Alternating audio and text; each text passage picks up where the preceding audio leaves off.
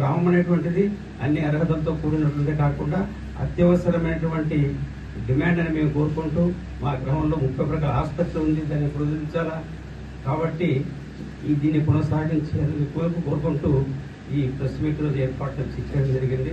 మా కోరిక ఒకటే, పెద్ద పరివాణ మండలాన్ని కొనసాగించాలని ఎట్టి పరిస్థితుల్లో కూడా దీన్ని మార్చడానికి వీలు లేదు. ఎందుకంటే కొంత గందరగోళం సృష్టించి మా సభ్యుల్లో ఒక అభద్రతాభావం ఏమంటే మండలం క్యాన్సల్ అవుతుందని అంత లెవెల్కి పోయింది. కానీ ఇంపాసిబుల్. ఒకసారి ప్రభుత్వం జీవో వచ్చిన తర్వాత మార్పులు చేర్పులు చేయొచ్చు, కానీ దాన్ని తొలగించేటువంటి పరిస్థితి రాదు. కాబట్టి మండలం యథాతథంగా మండలం కొనసాగుతూ కోరుకుంటూ ఈరోజు గౌరవప్రదం ఇచ్చేటువంటి విజ్ఞప్తి పత్రం ద్వారా మా కోరికలు వాళ్ళకు చెప్తున్నాం.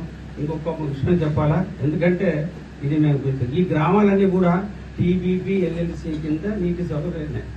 మేము ఒక రాయలసీమ వాసిగా మనకు రావాల్సిన నీటికి సంబంధించి వాడితే మనకు వేదవతిలో భవిష్యత్తులో కోటా పెరిగితే మనకు పక్కన ఉన్నటువంటి రారావి గ్రామం నుంచి లిఫ్ట్ ఇరిగేషన్ చేసే అవకాశం ఉంది. కన్నడ సఖ్యత ఉంటే, ఎందుకంటే ఇంతకుముందు సుబ్బారెడ్డి సార్ చెప్పారు, మా ఊరికి వచ్చారు, ఆ మార్లమడికి దగ్గర ఒక చిన్న లిఫ్ట్ పెడితే చాలా అని చెప్పేసి. కాబట్టి మనం పక్క రాష్ట్రమైనటువంటి కర్ణాటకతో సఖ్యత పెట్టుకుంటే మా ప్రాంతానికి ఇంకా అదనంగా నీటి సౌకర్యం కలిగించే అవకాశం ఈ గ్రామాలకు మాత్రం ఉంది.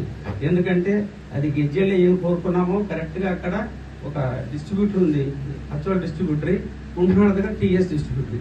ఇది మొత్తం కూడా గోదావరిలో ఉంది. ఇది కీలకమైన అంశం సాగునీటికి.